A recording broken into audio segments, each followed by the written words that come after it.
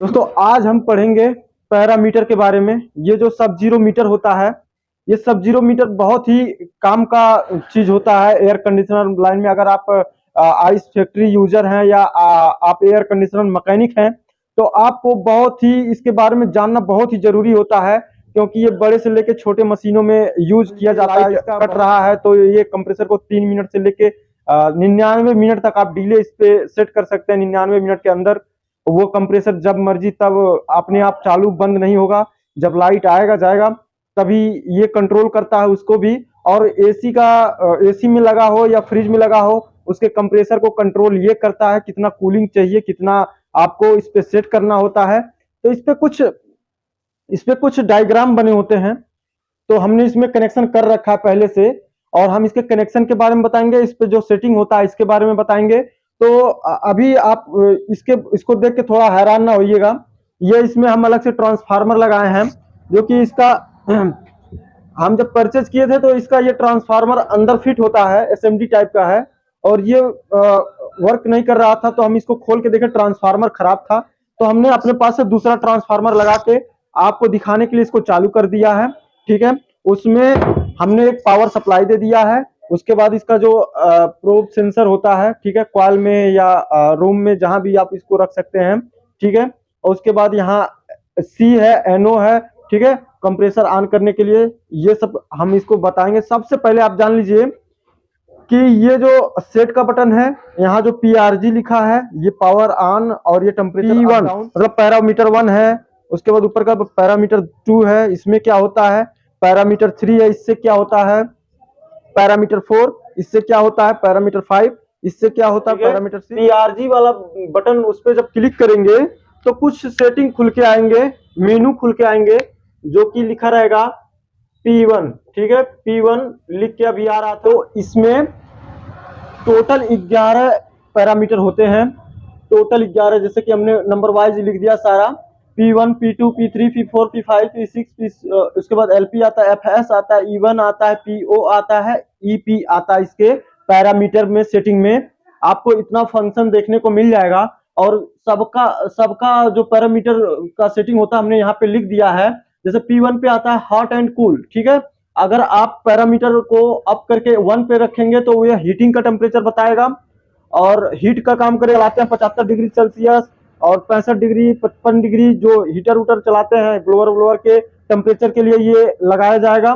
ठीक है, और अगर आप 0 पे सेट करेंगे तो ये कूल मोड पे काम करेगा। जैसे कि आपका कंप्रेसर आइस, इसको अगर आप 0 पे करेंगे तो ये कूल मोड पे हो जाएगा, और 1 पे करेंगे तो हीट मोड पे हो जाएगा। जैसे कि हमने अभी आपको बताया, यहाँ पे जब हम सेट पे क्लिक करेंगे, ठीक है, और P1 है, हमने यहाँ पे P1 का बताया। P1 को जब हम सेट वाला बटन दबोटेंगे तो ये सेट वाला बटन दबोटेंगे, 0 पे है, इसको हम 1 पे करेंगे तो ये हॉट मोड पे जाएगा। और उसके बाद अगर हम इसको नीचे करें 0 पे करेंगे तो ये कूल मोड हो गया। तो हमको कूल मोड चाहिए, इसको हम सेट कर देते हैं। अब ये हमारा सेट हो गया। ठीक है, अब उसके बाद हमारा P2 है। P2 जब आप हाई टेम्परेचर लिमिट को शो करता है। जैसे P2 पे हम गए, अब इसको खोलेंगे, P2 को हम खोलेंगे सेट वाला बटन दबा के, तो हमारा 33 से बेसी अगर ये टेम्परेचर होगा तो हमारा हाई टेम्परेचर बताएगा कि आपका टेम्परेचर हाई हो रहा है। तो हमको टेम्परेचर, हाई टेम्परेचर लिमिट हमारा जो बताएगा, तो इसको हम अगर हम कम कर देते हैं तो यहाँ पे TF का एरर आएगा। जैसे कि अभी आप देख सकते हैं, यहाँ पे हम सेट कर दिए और इसको हम थोड़ा देर छोड़ देते हैं। HT का एरर अभी डिस्प्ले शो करेगा हाई टेम्परेचर का। ये यहाँ पे HT का एरर शो कर रहा डिस्प्ले, HT हाई टेम्परेचर। तो हम इसको हटाने के लिए पहले मीटर पे जाएंगे और पैरामीटर 2 को ओपन करेंगे, सेट वाला बटन दबोटेंगे। अभी हम 26 रखेंगे तो ये हमारा डिस्प्ले एरर हटा देगा। ठीक है, हम 26 पे रख दिए हैं। अब ये हमारा पैरामीटर 2 सेट हो गया, हाई टेम्परेचर लिमिट। मतलब आप लो में कितना जाएंगे, तो इधर P3 है, अब ये लो टेम्परेचर लिमिट है। लो टेम्परेचर हम कितना ले जा सकते हैं, तो P3 पे जाएंगे। अगर हम माइनस टेम्परेचर पे काम कर रहे हैं तो माइनस में ले जाएंगे, अगर हम प्लस टेम्परेचर रखना चाहते हैं तो प्लस में ले जाएंगे। ठीक है, तो अब इसको हम सेट के बटन पे दबाते हैं। ये जो है हमारा 16 है, -16, 18, -20, ठीक है, 25। तो हम इसको -10 तक रखेंगे। -10 पे ले आके रख देंगे। अब ये जब मशीन -10 से बेसी जाएगा तो ये LT लिख के आएगा, ठीक है, लो टेम्परेचर लिमिट लिख के आएगा, ठीक है। उसके बाद लो टेम्परेचर लिमिट क्रॉस करेगा तो ये सप्लाई तब तक नहीं देगा जब तक लो टेम्परेचर से ऊपर आपका सेंसर शो नहीं करेगा, ठीक है। और फिर उसके बाद P4 है, तो हम ऊपर चलेंगे P4 में क्या हमने बताया, टेम्परेचर डिफरेंस। अगर टेम्परेचर डिफरेंस आप टेम्परेचर डिफरेंस हम ओपन करते हैं सेट वाले बटन से, आपका कितना टेम्परेचर होने के बाद ये जो है मशीन बंद हो जाए, 10 टेम्परेचर -10 टेम्परेचर हमने सेट किया है और मशीन बंद हो जाए तो वो कितना डिफरेंस करेगा तब मशीन को चालू ये करेगा। तो हमने 4, ये घटते घटते -6 तक आएगा तब ये डिफरेंस इसी को सेट के लिए है, तब ये मशीन को फिर चालू करेगा। तो इसको हम छोड़ देते हैं टेम्परेचर डिफरेंस को। फिर उसके बाद हम आते हैं P5 पे। P5 पे हमने यहाँ पे बता दिया है सेम टेम्परेचर 2 मीटर। अगर आप कोई केला के जो फैक्ट्री होता है जिसमें केला पकाया जाता है, उसमें एक रूम में 2-2 मशीन 3-3 मशीन लगी होती हैं, तो सब मशीनों में उसी तरह का सेम टेम्परेचर लगा रहेगा सब 0 मीटर। तो उसको किसी में अगर 9 टेम्परेचर बताए, किसी में 10 टेम्परेचर बताए, किसी में 12 टेम्परेचर बताए, तो इसको हम सेट करने के लिए P6 का जो P5 का पैरामीटर है उसको हम सेम टेम्परेचर लाने के लिए सेट करते हैं। जैसे कि अभी हम यहाँ पे सेट PRG वाला प्रोग्राम वाला बटन दबाएंगे, ठीक है।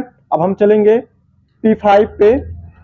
P5 पे अगर हम गए और सेट वाला बटन दबा दिए, ठीक है, सेट वाला बटन दबाते तो जिस मीटर में 9 होगा तो उस मीटर को घटा के 3 करेंगे, और जिस मीटर में 4 होगा उस मीटर को घटा के 3 करेंगे, इस मीटर में 0 होगा तो इस मीटर को बढ़ा के 3 कर देंगे। उसके बाद सेट कर देंगे। तीनों मीटर जो है आपका सेम टेम्परेचर बताएगा, डिफरेंस टेम्परेचर नहीं बताएगा, ठीक है। तो ये हमारा P5 क्लियर हो गया, ये भी क्लियर हो गया, ये भी क्लियर, ये भी क्लियर, ठीक है। हम लिखे भी हैं, अगर आपको समझ में आए तो स्क्रीनशॉट मार के आप जो है कभी भी आपको दिक्कत लगे तो आप इसको देख के अपना मीटर्स पैरामीटर्स जो भी है प्रोग्राम सेट कर सकते हैं सब 0 मीटर का, ठीक है। तो यहाँ पे अब आ गया P6, यहाँ पे P6 छठवां नंबर P6 है। तो P6 में हमने यहाँ पे लिख दिया है P6 का जो कंप्रेसर डिले टाइम, P6 में कंप्रेसर डिले टाइम, तो इसको हम देखते हैं PRG दबोट के, ठीक है।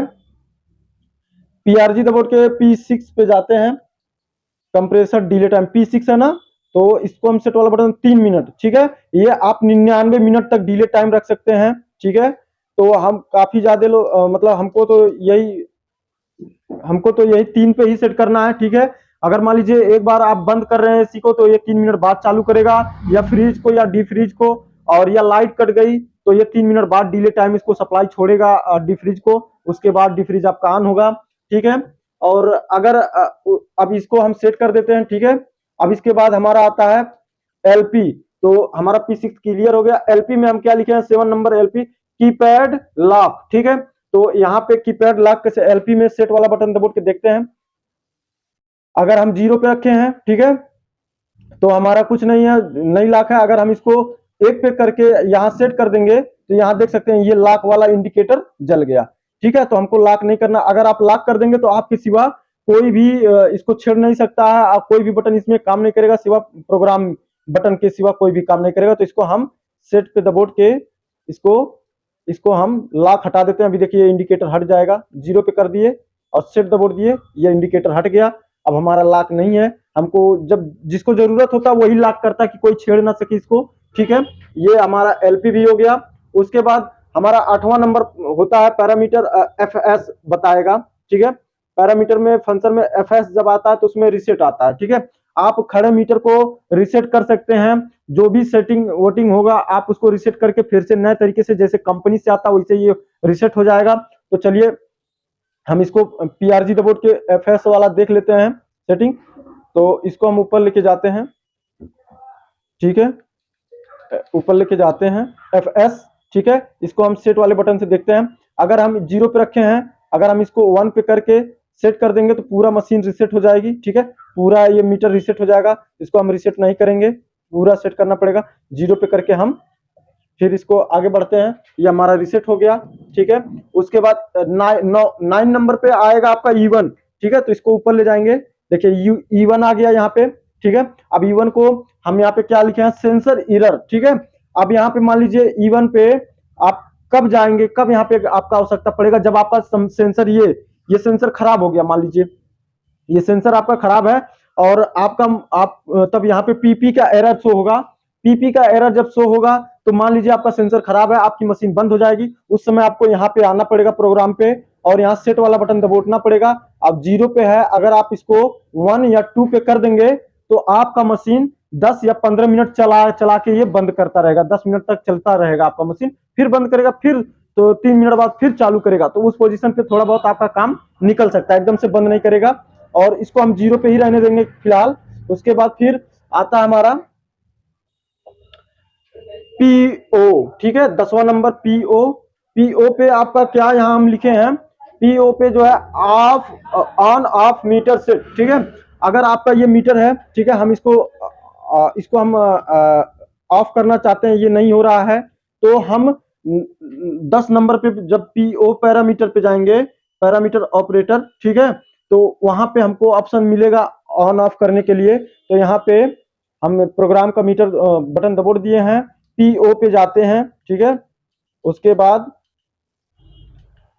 बाद ये हमारा पीओ है। अगर हम सेट वाला बटन दबोच के, ठीक है, अब अभी ये 0 पे है, अगर हम इसको 1 पे कर देंगे और सेट कर देंगे, तब जब हम इसको अब ऑफ करना चाहेंगे तो ये ऑफ होगा, ठीक है। अब ये ऑफ हो गया, नहीं तो पहले ऑफ नहीं होगा, ठीक है। अब हम इसको ऑन करेंगे तो ये ऑन होगा, ठीक है।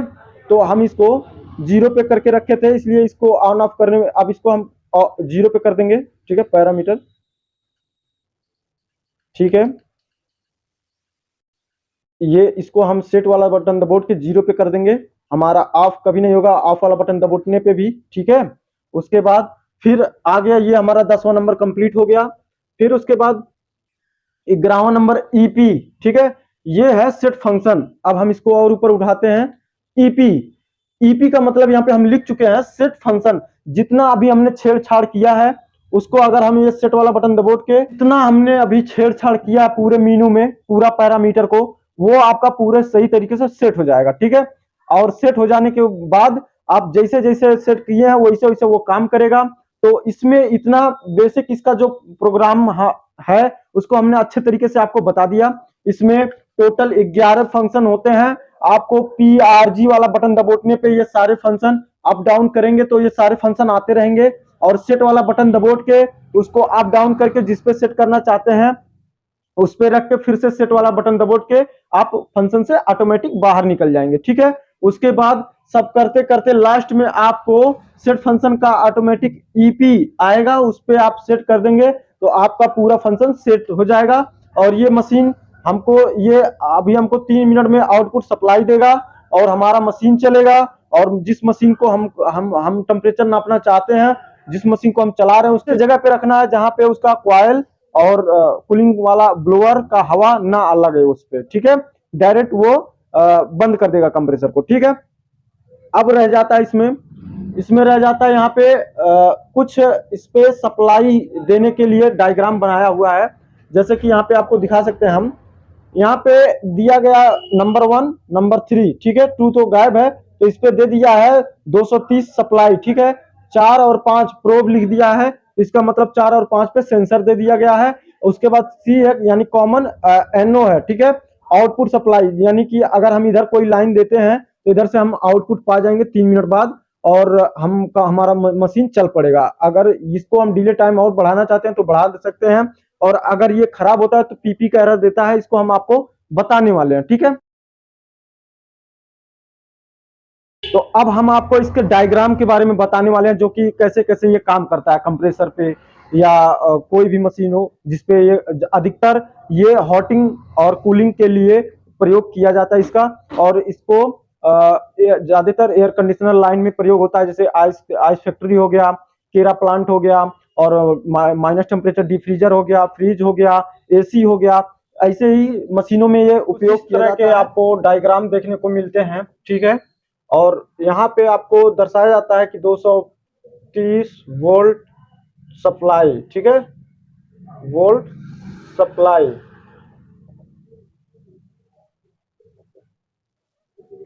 यहाँ पे आपको दर्शाया जाता है कि 230 वोल्ट सप्लाई, ठीक है। और यहाँ पे आपको दर्शाया जाता है इस तरह से, और यहाँ पे आपको बताया जाएगा मीटर के डायग्राम पे प्रोब, ठीक है, प्रोब PR प्रोब, ठीक है। कुछ इस तरह से इस मीटर के पीछे बने होते हैं। इस मीटर का नाम है सब जीरो मीटर और इसका जो मॉडल नंबर है SZ7569P, ठीक है। हमने आपको इसका जो प्रोग्राम होता है उसको बता दिया है, ठीक है, कि इसका जो प्रोग्राम होता है उसमें क्या कौन कौन से पैरामीटर होते हैं, जो सेट कैसे किए जाते हैं, ये सब बता दिए हैं। अब इसका जो डायग्राम होता है उसको आपको हम यहाँ पे बताने वाले हैं। कुछ इस तरह से इसके पीछे बने हुए हैं और बहुत ही सिंपल होता है ये, और हमने इसको डायग्राम के हिसाब से ही इसमें कनेक्शन भी किया है और ये चालू भी है। और इसको हम एक कंप्रेसर में आपको लगा के, एक वीडियो में आपको एक कंप्रेसर में लगा के दिखाएंगे भी, ठीक है। सेम इस तरह से बना है और यहाँ पे आपको दिया गया है कि कंप्रेसर, यहाँ पे लिख दिया है कंप्रेसर, ठीक है, यानी कंप्रेसर में ही सप्लाई यहाँ से जाएगा, तो आप कंप्रेसर से ही यहाँ सप्लाई देंगे। और यहाँ पे बता दिया है कि कितने एम्पियर, 14 से 20 एम्पियर तक काम करेगा, 14 से 20 एम्पियर तक ये काम करेगा और 240 वोल्ट तक ये क्षमता इसका है। 250 वोल्ट या 260 280 वोल्ट आएगा तो ये उड़ भी सकता है, ठीक है। अब इसमें जो है इसका जो कनेक्शन होता है इसको हम कैसे कनेक्शन करेंगे, तो यहाँ पे हमारा मान लीजिए कंप्रेसर है, ठीक है, यहाँ पे हमारा कंप्रेसर है, यहाँ पे हम कंप्रेसर का, ये जो कंप्रेसर का कॉमन होता है, रनिंग होता है, ठीक है, स्टार्टिंग होता है, ये सबका कनेक्शन सब मिला उला के यहाँ पे इसका कैपेसिटर है, ठीक है, यहाँ पे रनिंग स्टार्टिंग, और यहाँ पे ये दो लूप कंप्रेसर के निकले हुए हैं, ठीक है, जो मेन सप्लाई दिया जाता है, ठीक है। तो पहले यहाँ से सप्लाई हमारा 220 वोल्ट वाला सप्लाई ऑन हुआ, ठीक है, पहले इसमें गया, ठीक है, ये आपका न्यूट्रल हो गया, न्यूट्रल, उसके बाद ये गया, ये आपका फेस हो गया। तो आपका न्यूट्रल यहाँ पे हमने इसको इसमें दे दिया, मीटर चालू हो गया। और इसमें सेंसर, जो सेंसर हम कॉइल में लगाएंगे वो सेंसर हमारा यहाँ पे कनेक्ट होगा, ठीक है। तो हम यहाँ का वायर, ठीक है, एक वायर यहाँ पे सेंसर को कनेक्ट हम किए हैं, ठीक है, ये सेंसर हो गया हमारा यहाँ पे 4 और 5 पे। अब यहाँ पे हमने दे दिया, ये ऑन है। अब ये जब सेंस आप जिस पे सेट करेंगे ये ऑन होगा और 3 मिनट बाद सप्लाई यहाँ से ये स्टार्ट करेगा। ये जो चीज है ये आपको दर्शाता है, ये कॉमन है, यहाँ पे आप सप्लाई रखेंगे तो यहाँ से आउट 3 मिनट बाद पाएंगे, ठीक है। तो अब हम यहाँ पे रखते हैं कंप्रेसर के लिए, एक कंप्रेसर का जो कॉमन है हमारा, ये कंप्रेसर का कॉमन इस पे रख दिए, ठीक है।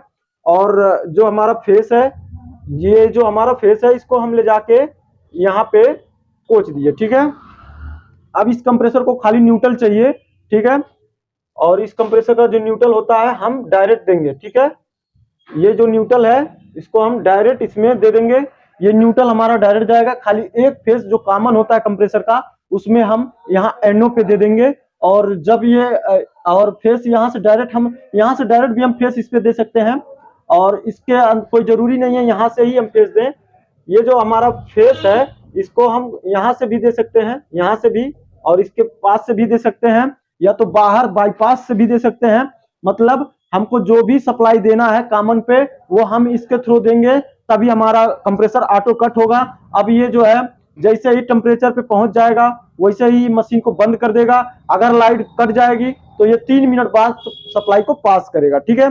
तो जैसे अभी हम आपको यहाँ पे दिखाते हैं, यहाँ पे हम अभी आपको दिखा रहे हैं, यहाँ पे हमारे पास एक मीटर है और ये अभी 25 टेम्परेचर यहाँ का रूम का बता रहा है। अगर हम इसको थोड़ा सा गर्म करेंगे तो ये टेम्परेचर बढ़ेगा, देखिए हाई टेम्परेचर अब बताने लगा, 25 पे हम सेट किए हैं, HT आने लगा, ठीक है। तो अभी ये 29 हो गया तो इसीलिए हाई टेम्परेचर बता रहा, अब ये कम हो जाएगा धीरे धीरे। और इसको अगर हम बंद कर देते हैं, यहाँ पे अभी ये बता रहा है, यहाँ पे इंडिकेट कर रहा है कि ये आपका कंप्रेसर सप्लाई चालू है, ठीक है। लेकिन यहाँ पे कोई भी लाइट नहीं रहेगा, इसके थ्रू कोई भी लाइट नहीं रहेगा, इसको आपको देना पड़ेगा लाइट, ठीक है। और यहाँ पे हम जब कंटिन्यूटी यानी इस मीटर को बीप रेंज पे सेट करके आपस में टच करेंगे तो ये बीप का आवाज देगा। बस इसमें ये यही करेगा कि अभी यहाँ पे बीप की आवाज आएगी आपको दोनों पिनों पे, ठीक है। ये हमारा पिन है, यहाँ पिन पे अभी कंप्रेसर का सप्लाई दिया है तो यहाँ पे आपको दिखाई, यहाँ पे बीप की आवाज आ रही है, ठीक है, बीप की आवाज आ रही है। अब इसको हम जो है बंद करेंगे थोड़ी देर के लिए। बंद किया हम। अब ये जो है हमने इसको बंद किया।